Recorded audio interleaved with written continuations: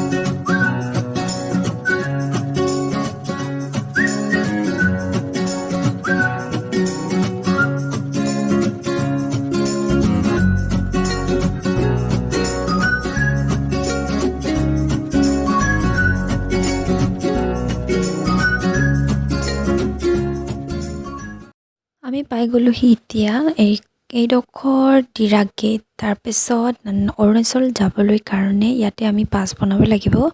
এইবোৰ দোকানবোৰ দেখিছে নহয় ইয়াতে।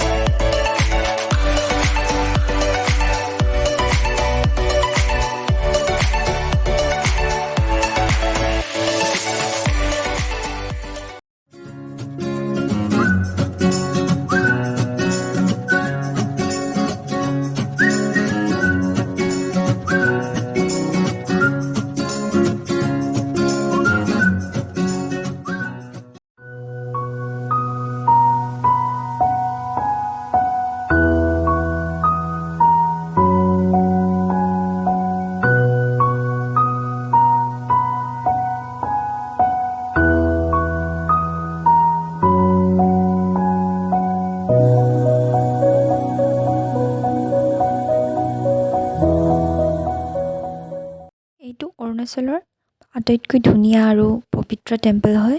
এইটো গল্ডেন টেম্পল বুলি কয় আৰু বহুত ধুনীয়া হয়। ৰাতি ইয়াত দেখিলে বেছি ধুনীয়া লাগে। ভিতৰলৈ যাব পাৰি অৱশ্যে, বহুত ধুনীয়া হয় দেখিবলৈ, কিন্তু আমি এতিয়া সময়ৰ অভাৱত যোৱা নহ'ল। আমি যাম আকৌ, তেতিয়া নিশ্চয় আপোনালোকক দেখাম। যদি সময় হয় সোমায়ো আহিম। আজিয়ে চাই লওঁ যদি পাৰোঁ আৰু। এইটো অৰুণাচলৰ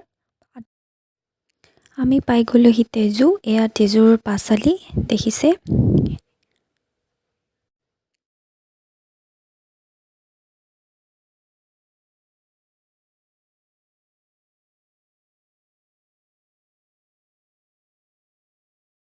ইয়াৰ পৰা পাহাৰ আৰম্ভ আৰু ধুনীয়া ধুনীয়া পাহাৰ আমি দেখিবলৈ পাম। পাহাৰৰ ওপৰে ওপৰে যাম।